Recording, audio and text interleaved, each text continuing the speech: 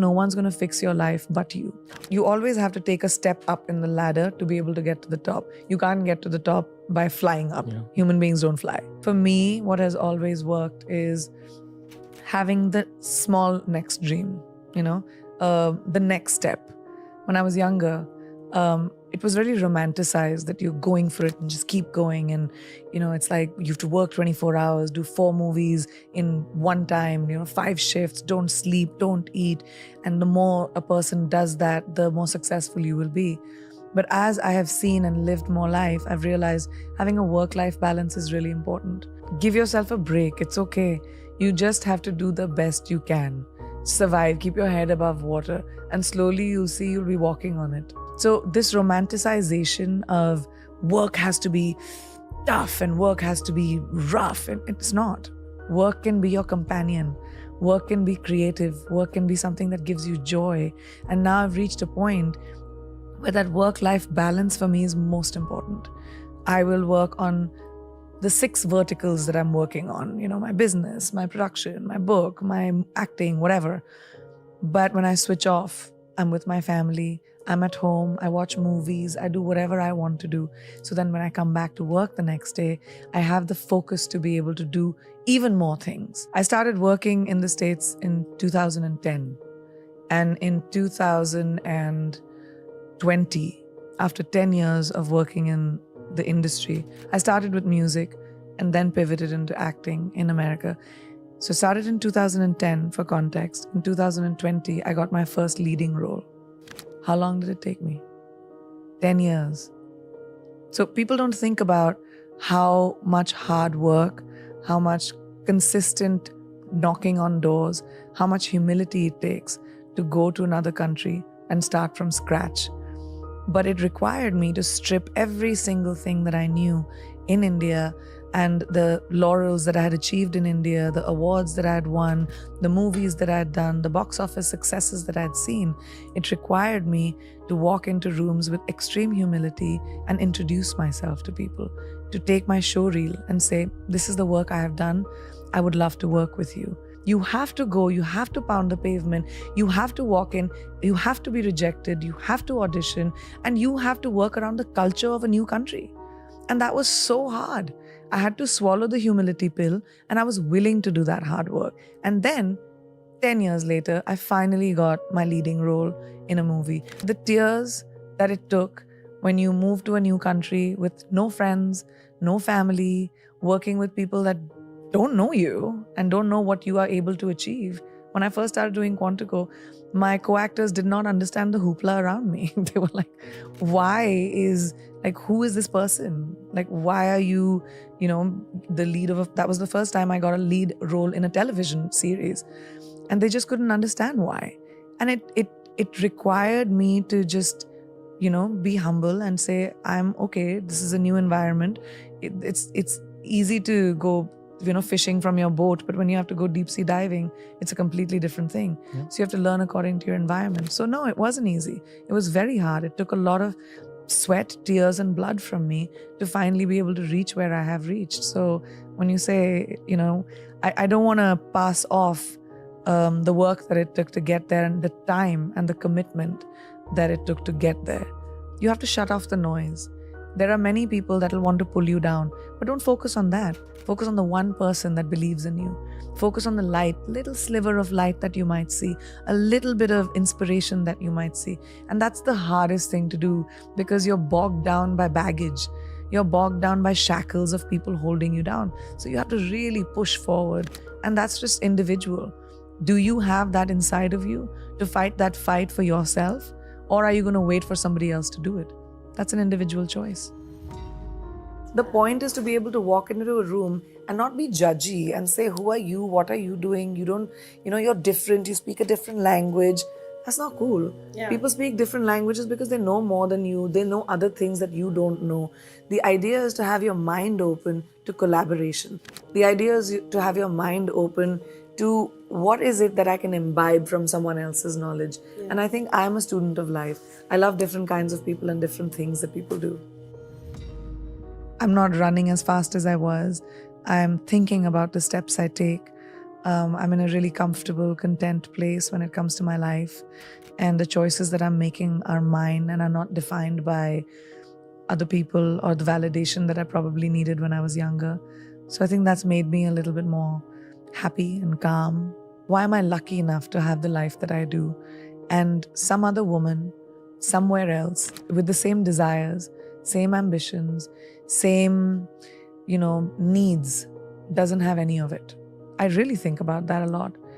It makes me feel like there must be something I did right. I wake up every day with a sense of gratitude, and I wake up every day with wanting to give back, whether that's with the person that is standing right next to me or whether that is a life choice that I might make. But giving back, I think, is so crucial when it comes to being grateful. I'm highly grateful for everything that I have. And I do think that maybe I did something right, that I've been blessed with the opportunity of having the life, being born to the parents that I was, being able to have the opportunity of making my own choices, having agency in my own life. If you think about women around the world, so many don't have that. Like, complete choices are made for themselves.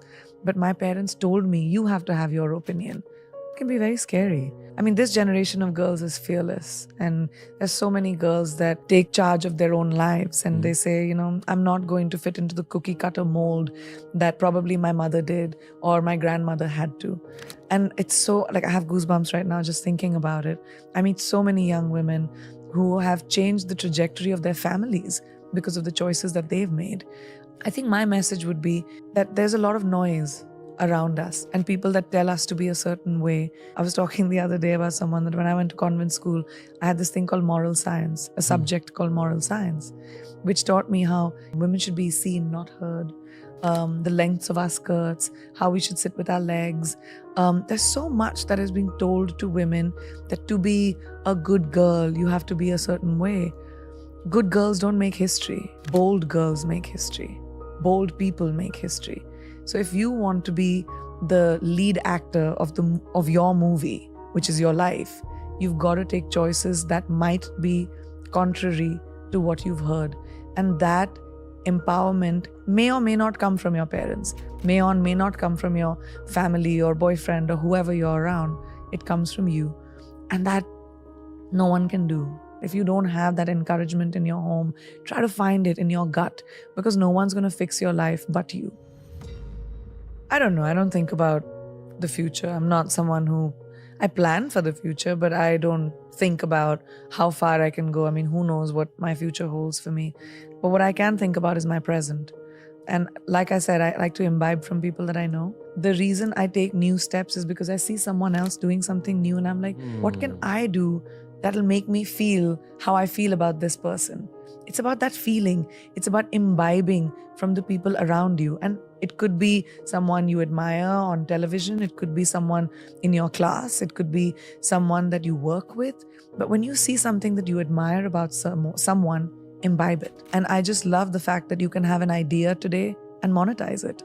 Why not? You're not just reduced to, I won't say reduced to because I come from a family of doctors and engineers, but at that time, in my parents' generation and the generation before that, it was doctor, engineer, lawyer, military, government job. Like those 5 or 6 things that everyone had to aim for. But today, I think my generation of parents are not going to have those boxes for our children, right? You have an idea, let's run with it. Yeah. I think that innovation is the only way to evolve. And if you're not evolving, you're stagnant, it's boring, bye, you should go to bed.